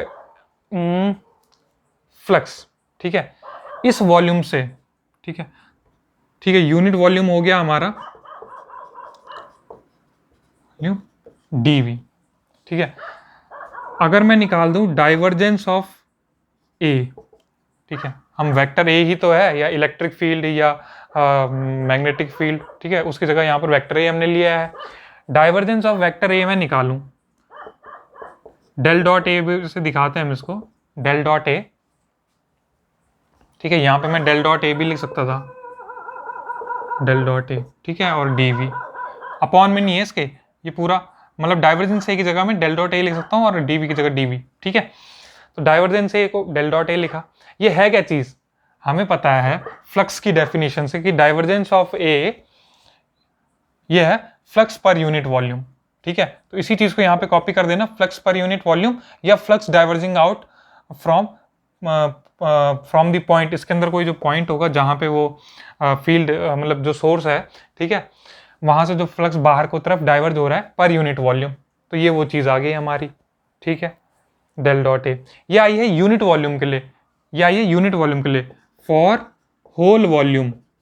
अब पूरे वॉल्यूम के लिए मुझे क्या करना पड़ेगा, मुझे पूरे वॉल्यूम के लिए इसको इंटीग्रेट करना पड़ेगा, तो मैं करूंगा डाइवर्जेंस ऑफ ए, ठीक है, इसको इंटीग्रेट करने के पूरे वॉल्यूम पे, ये एलिमेंटल वॉल्यूम, ठीक है।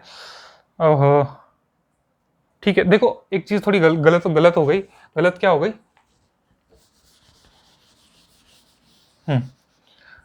हाँ यहां तक तो सही है। डाइवर्जेंस ऑफ ये क्या है, फ्लक्स पर यूनिट वॉल्यूम, ठीक है। अब एक यूनिट वॉल्यूम के लिए है इतना, यूनिट वॉल्यूम के लिए इतना, 2 यूनिट वॉल्यूम के लिए 2 इंटू इतना, 3 यूनिट वॉल्यूम के लिए इतना, डीवी वॉल्यूम के लिए तो ये आ जाएगा फॉर डीवी वॉल्यूम फ्लक्स कितना हो जाएगा, जो फ्लक्स आया है डीवी वॉल्यूम से वो हो जाएगा डाइवर्जेंस ऑफ ए और उसको मल्टीप्लाई कर देंगे डीवी से। आगे अब करेंगे इंटीग्रेट। अब देखो फॉर होल वॉल्यूम, अब आ गई फॉर होल वॉल्यूम की कहानी, तो अब कर देंगे हम उसको इंटीग्रेट पूरे वॉल्यूम पे, तो ये आ जाएगा डाइवर्जेंस ऑफ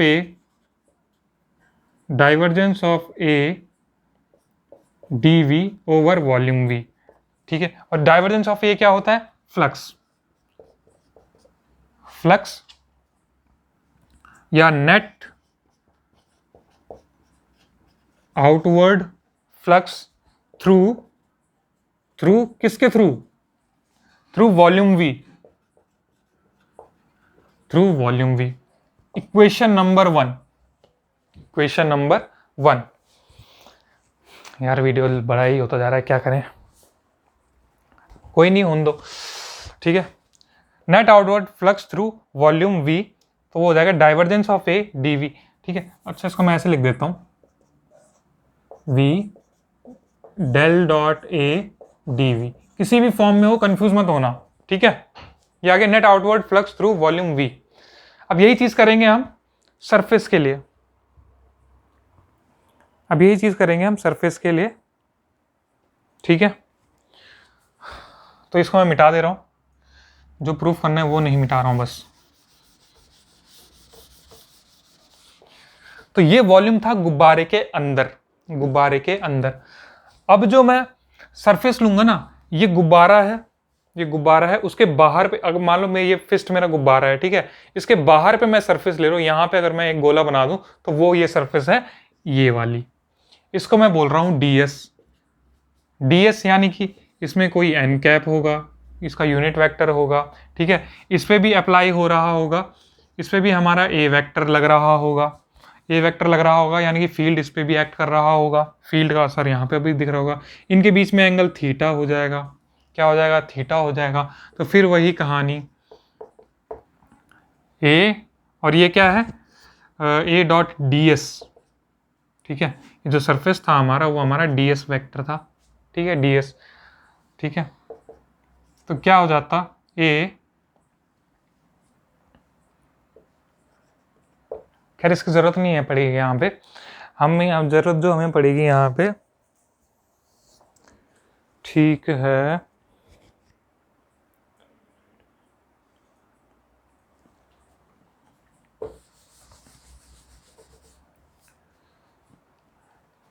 किसी सरफेस के लिए जब हम फ्लक्स निकालते हैं तो ये है उस सरफेस का यूनिट वेक्टर, और ये मान लो ये है वो ए वेक्टर, या ये है वो फील्ड जो इस पे लगा हुआ है, इनके बीच में एंगल है थीटा, है ना। तो जब ए इससे सटा हुआ है तो ए कॉस थीटा एन कैप, ऐसी कहानी होगी, कुछ होगी ना, ठीक है। तो हम यही चीज़ निकालने वाले हैं। अब आगे देखो हम क्या कर रहे हैं, पहले तो एक let us consider a small area element ds on s। हमने s में एक स्मॉल एरिया एलिमेंट माना ds, ठीक है। फिर उसके बाद हमने क्या किया, उसका n कैप हमने यूनिट वेक्टर ड्रॉ कर दिया है नॉर्मल अपॉन ds। थीटा हमने angle between a cap and n cap, a vector और n कैप के बीच में हमने एंगल थीटा भी बता दिया है आपको, ठीक है।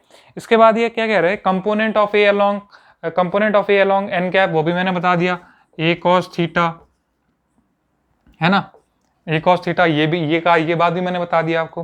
अब हमें आगे क्या करना है, देखो आगे हमें करना है, हमें निकालना है फ्लक्स। हमें क्या निकालना है, फ्लक्स थ्रू ds। हमें निकालना है फ्लक्स थ्रू ds। ये हमारा ds सरफेस है, ठीक है, ये हमारा ds सरफेस है, इससे हमें फ्लक्स निकालना है। तो फ्लक्स के लिए फॉर्मूला वही a डॉट ds, ठीक है। फ्लक्स का फॉर्मूला a डॉट ds। यह मैं कह सकता हूं जो a का नॉर्मल कंपोनेंट है, ये जो a का यहां पर कंपोनेंट आया है वो क्या है, normal component of a, normal component of a into ये जो क्या है, area, normal component of a into area. तो मैं लिख सकता हूँ a वेक्टर डॉट ds लिखने से पहले मैं लिखता हूँ a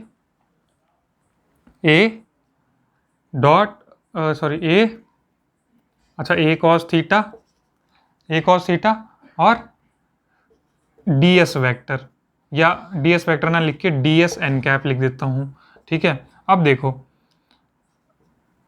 तो ये क्या आ जाएगा, a डॉट ds आ जाएगा, a डॉट ds आ गया इस छोटे से एलिमेंट के लिए, ठीक है, a डॉट ds आ गया इस छोटे से एलिमेंट के लिए। टोटल फ्लक्स निकालना है, ठीक है, तो टोटल फ्लक्स निकालने के लिए मैं क्या करूंगा, फॉर होल सरफेस इसको मैं इंटीग्रेट कर दूंगा। इंटीग्रेट कहाँ कर दूंगा, इस पूरे सरफेस के ऊपर। और ये सरफेस कैसा है, क्लोज्ड है, ये सरफेस कैसा है, क्लोज्ड है। तो नेट आउटवर्ड फ्लक्स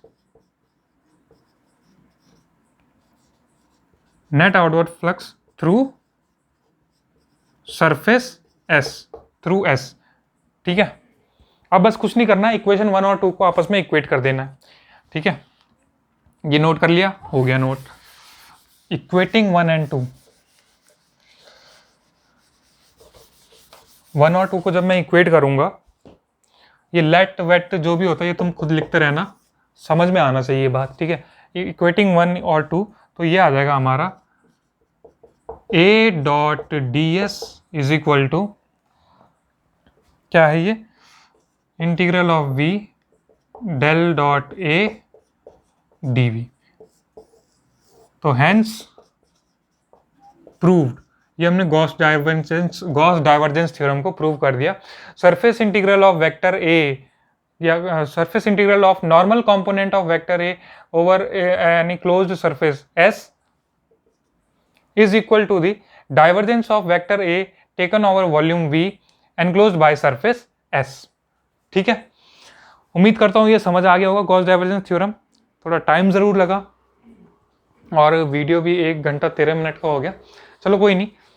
अब मैं वो भी इसी में ख़त्म करने वाला हूँ, क्या चीज़, लास्ट पार्ट में हम पहुँच चुके हैं।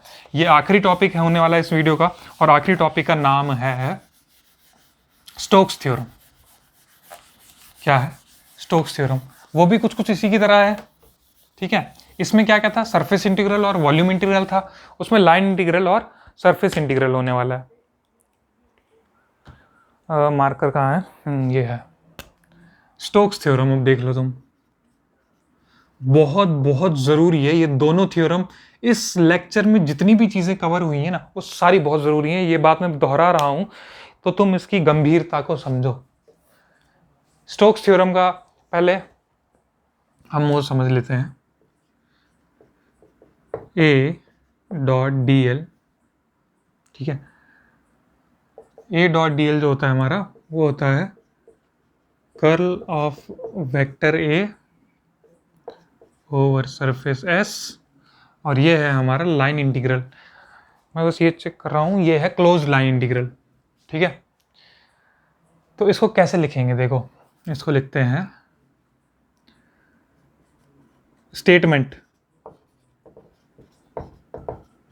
Closed line integral of vector A taken over length या path L is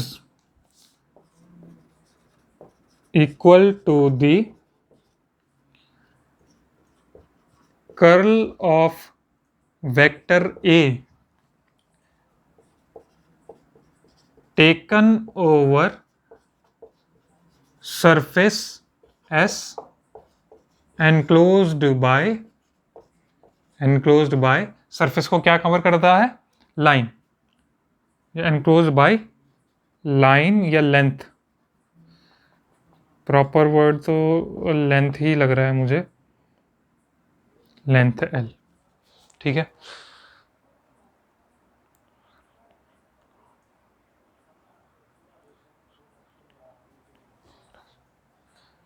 to the curl of vector a, oh sorry गलती हो गई है, is equal to the curl of vector A, curl तो है ही है, उसके साथ साथ सरफेस इंटीग्रल ऑफ कर्ल, ठीक है, इज इक्वल टू दी, ये क्लोज लाइन इंटीग्रल था तो यहाँ पे सरफेस इंटीग्रल भी आना था, सरफेस इंटीग्रल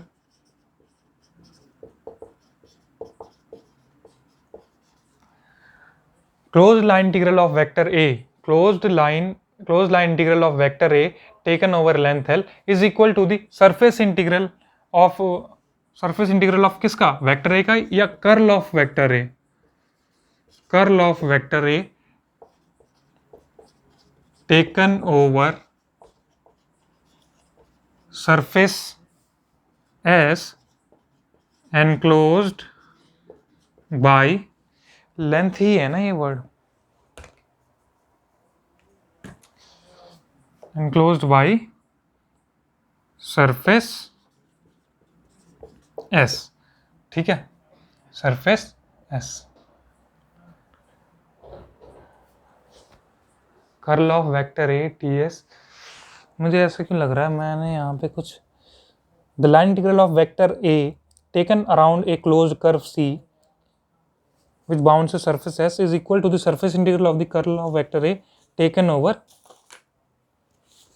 surface S, ठीक है, ठीक है, यहाँ पे लेंथ की जगह मैं कर्व C लिख सकता था, ठीक है, लेंथ या curve C over curve C,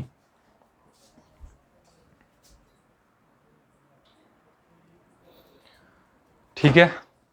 तो मैं इसलिए कंफ्यूज हो रहा था क्योंकि जो मैंने लिखा हुआ था ना दरअसल, वो मैंने ये कर्ल वाला सेक्शन पहले लिखा हुआ था, ये वाला सेक्शन पहले लिखा हुआ था और लेंथ वाला सेक्शन बाद में लिखा हुआ था, पर क्योंकि कॉन्सेप्ट सही था तो थ्योरम एकदम सही ही लिखी गई, ठीक है, इसीलिए मैं बोलता हूँ ऐसे पकड़ना, ठीक है, कंफ्यूज हो भी जाओ तो तुम खुद से सही कर भी पाओ, ठीक है, मैंने लिखा सही ही था, मैं कंफ्यूज इसलिए हुआ क्योंकि मैंने अचानक से कॉपी पे मैं चेक करने के लिए देखा कि मैंने सही लिखा है, तो मैं देखा मैं तो गलत लिख दिया, बट था सही, ठीक है। अब देखो इसका प्रूफ शुरू करते हैं। अब इसके प्रूफ के लिए हमें क्या करना पड़ेगा, ठीक है, तो इसको मैं मिटा देता हूं, प्रूफ शुरू करते हैं।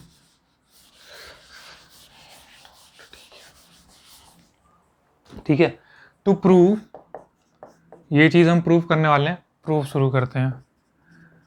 प्रूफ शुरू करने के लिए हम एक एरिया ले लेते हैं, ठीक है, ये अजीब सा एरिया है, ठीक है, जो इसका ये जो इसको बाउंड कर रहा है ना, उसको हमने सी बोल दिया है, ठीक है, वो कर्व सी बोल दिया है हमने, ठीक है, ये मैंने कर्व सी बोल दिया, कर्व सी जो इसको बाउंड कर रही है, जो इसका पैरामीटर है वो है सी, ठीक है, एक चीज क्लियर।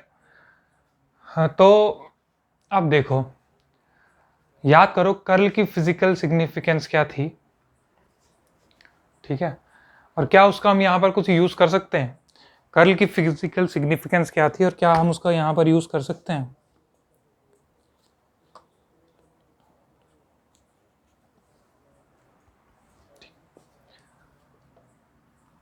तुम याद करो इसको, ठीक है, कल की फिजिकल सिग्निफिकेंस क्या थी। लाइन इंटीग्रल पर यूनिट एरिया, लाइन इंटीग्रल पर यूनिट एरिया या मैक्सिमम सर्कुलेशन पर unit area as area tends to 0, उसको भी हम कर्ल कहते थे, ठीक है। ये चीज तुम्हें याद है। लाइन इंटीग्रल ऑफ वेक्टर पर यूनिट एरिया, ठीक है, line integral of any vector पर unit area as area tends to 0, जैसे जैसे एरिया कम होता जाए, जो उसका लाइन इंटीग्रल है पर यूनिट एरिया, उसको हम कर्ल कहते थे, ठीक है। हम क्या कर रहे हैं, मैं इसका कर्ल निकालने वाला हूँ डायरेक्ट, ठीक है। इसका जब मैं कर्ल निकालूंगा तो कर्ल को हम डेल क्रॉस ए भी लिखते हैं, कर्ल को हम डेल क्रॉस ए लिखते हैं। मैं इसका एक कर्ल निकालने वाला हूँ, इस for curve C, for curve C मैं इसका कर्ल निकाल रहा हूँ। तो कर्ल क्या आएगा इसका, del cross a, del cross a, del cross a क्या आ जाएगा, लाइन, डेल क्रॉस ए आ जाएगा इसका, हाँ, line integral of vector, line integral of vector पर यूनिट एरिया, ठीक है, लाइन इंटीग्रल ऑफ वेक्टर पर यूनिट एरिया। तो ये तो आ गई इस फिगर का, ठीक है, डेल क्रॉस ए पर unit area.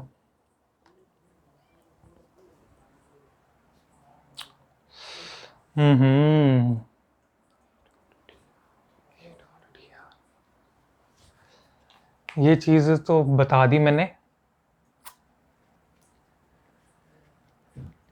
Line integral of vector पर यूनिट एरिया, यहाँ पे जो ये यूनिट एरिया आया है ना, तो हमने क्या करा, इस कर्ल को हमने कई एरियाज में पहले तो डिवाइड करा, ठीक है, इस कर्ल को क्या करा, काफ़ी सारे एरियाज में डिवाइड करा इस कर्ल को, ठीक है। तो इसमें से एक एरिया ये था, ये यूनिट एरिया है मान लो, ठीक है, ds, ds एक यूनिट एरिया है, ठीक है, ds क्या है, एक यूनिट एरिया है। तो लाइन इंटीग्रल ऑफ वेक्टर पर यूनिट एरिया, तो डेल क्रॉस ए क्या हो जाएगा, del cross a, del cross a हो जाएगा लाइन इंटीग्रल ऑफ वेक्टर पर यूनिट एरिया। तो जो इस एरिया का, इस यूनिट एरिया का जो लाइन इंटीग्रल है वो ये हो जाएगा एक यूनिट एरिया के लिए, ठीक है। यूनिट एरिया के लिए इतना है, ठीक है। ds यूनिट एरिया है यार,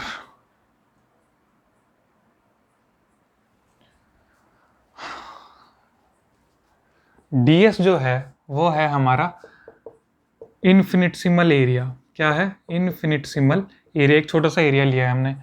डेल क्रॉस ए क्या होता है, लाइन इंटीग्रल पर यूनिट एरिया। जो कर्ल ऑफ वेक्टर ए होता है वो होता है लाइन इंटीग्रल पर यूनिट एरिया, और ds हमारा इन्फिनिटसिमल एरिया है। तो अगर हमारा एरिया 2 यूनिट हो जाए तो उसके लिए मल्टीप्लाई करेंगे 2 से, 3 यूनिट हो जाए तो उसको मल्टीप्लाई करेंगे 3 से। अगर हो जाए ds तो ये हो जाएगा डेल क्रॉस ए, यानी कि curl of A into ds, ठीक है।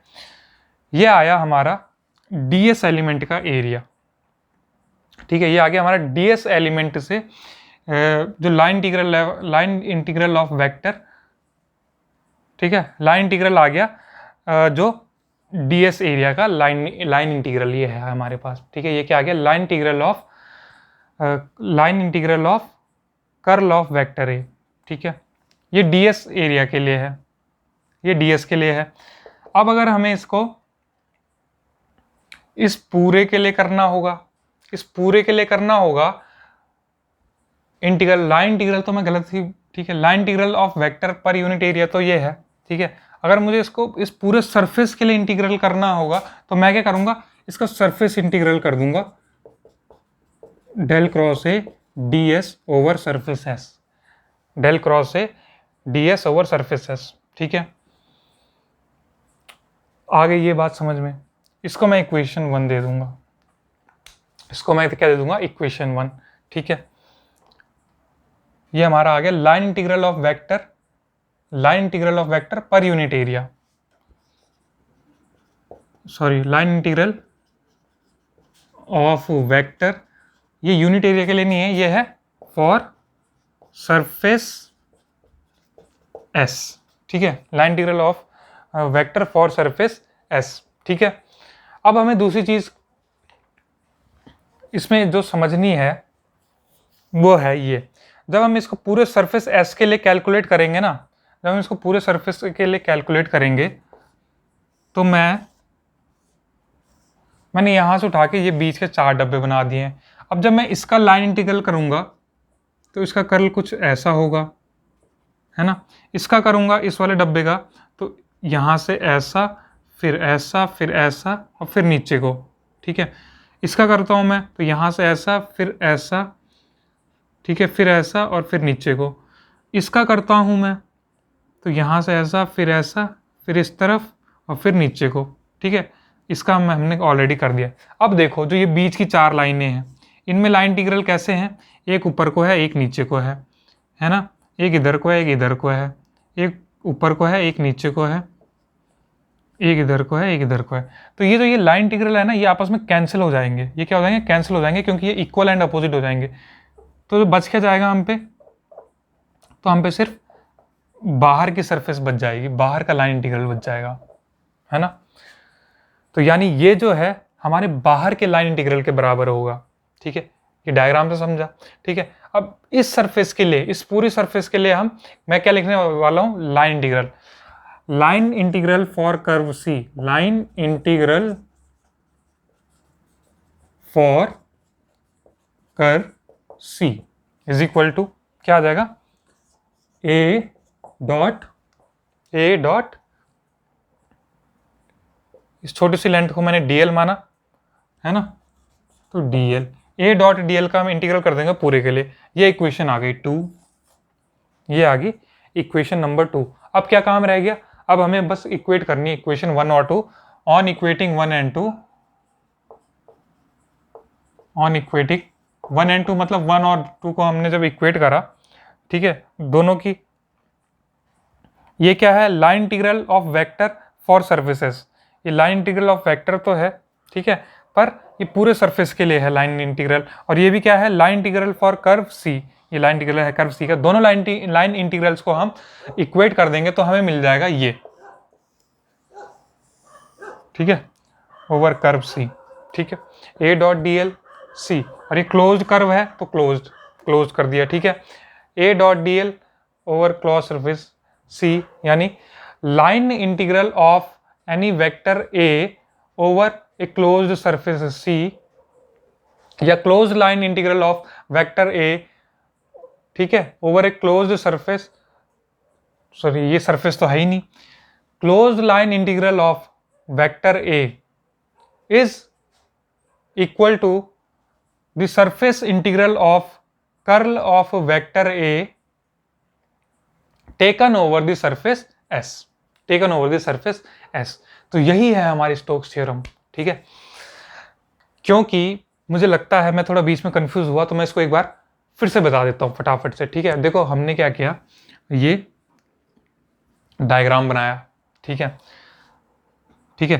पहले मैं ये सब हटा दो, सिर्फ हमने ये एक डायग्राम बनाया। तो मैं सबसे पहले क्या करता हूं, इस बार लाइन इंटीग्रल निकालता हूं इस कर्व का। तो लाइन इंटीग्रल का फॉर्मूला हमें पता है, ए dot D L, A dot D L, है ना, A dot D L over closed surface C, over closed curve C. ये मैंने निकाल दिया, इसको मैंने एक इक्वेशन बना के छोड़ दिया और इसको नंबर दे दिया कुछ, ठीक है। अब मैं क्या कर रहा हूँ, इसके छोटे छोटे टुकड़े कर देता हूँ मैं। छोटे छोटे टुकड़े जब करे तो यहाँ पे ये क्या है, सरफेस है, ठीक है, ये सरफेस है डी एस, ठीक है, डी एस सरफेस है। तो हमने उसका क्या किया, इस सरफेस के अलोंग कर्ल निकाला, ठीक है, इस सरफेस के अलोंग कर्ल निकाला। क्योंकि कर्ल की फिजिकल सिग्निफिकेंस क्या होती है, क्योंकि कर्ल खुद से एक लाइन इंटीग्रल होता है ऑफ वेक्टर पर unit area, line integral of vector पर यूनिट एरिया। तो हम क्या कर रहा, मैंने इसके लिए कर्ल निकाला, इसका कर्ल निकाला, वो आया डेल क्रॉस ए, आगे डेल क्रॉस ए। इसका कर्ल निकालने के बाद, ठीक है, तो ये तो था लाइन इंटीग्रल ऑफ वेक्टर पर यूनिट एरिया, ठीक है, ये लाइन इंटीग्रल ऑफ वेक्टर पर यूनिट एरिया था, ठीक है, ये एक यूनिट एरिया के लिए था। ये हमने एरिया माना ds infinitesimal area, ds infinitesimal area है। तो एक यूनिट के लिए था तो इसको 1 से मल्टीप्लाई करूंगा, 2 यूनिट के लिए तो 2 से मल्टीप्लाई करूंगा, 3 यूनिट के लिए तो 3 से मल्टीप्लाई करूंगा। अब ds यूनिट एरिया के लिए, ठीक है, ds के लिए था तो इसको मल्टीप्लाई कर दिया मैंने ds इसके साथ, ds मल्टीप्लाई कर दिया तो ये इस सरफेस के लिए आ गया, इस सरफेस के लिए लाइन इंटीग्रल आ गया ये वेक्टर का, ठीक है। अब मुझे पूरी सरफेस के लिए चाहिए तो पूरी सरफेस के लिए इंटीग्रल कर दूंगा ओवर एस, तो इंटीग्रल कर दिया ओवर एस, ठीक है। तो ये क्या हो गया, line integral of vector for surface S. यहां तक तो ये पर यूनिट एरिया चल रहा था, यहाँ पे ये पर यूनिट एरिया के बजाय इन्फिनिटेसिमल एरिया के लिए हो जाएगा, ठीक है। फिर अब पूरे सरफेस के लिए करा तो इन्फिनिटेसिमल एरिया को मैं इंटीग्रेट कर दूंगा, ये इंटीग्रेट करा ये ds, तो हम पे ये टर्म आ गई। अब मुझे इन दोनों इक्वेशन को इक्वेट करना है और मुझे मिल जाएगी स्टोक्स थ्योरम, ठीक है। तो दोस्तों वीडियो बहुत लंबा हो चुका है, पर हाँ हम सक्सेसफुली इन सब टॉपिक्स को कंप्लीट कर पाए हैं। इसी के साथ साथ आपका वेक्टर एनालिसिस यानी सेमेस्टर 1 सेमेस्टर 2 का पहला चैप्टर पूरा खत्म हुआ, ठीक है। मिलेंगे इलेक्ट्रिसिटी से, शुरू करेंगे अब अगले वीडियो में। तब तक के लिए धन्यवाद, टाटा बाय बाय, और हैप्पी बर्थडे जरूर विश कर देना, ठीक है। चैनल को, भाई का बर्थडे आज, भाई का बर्थडे, ठीक है। चलो मिलेंगे अगले वीडियो में, धन्यवाद।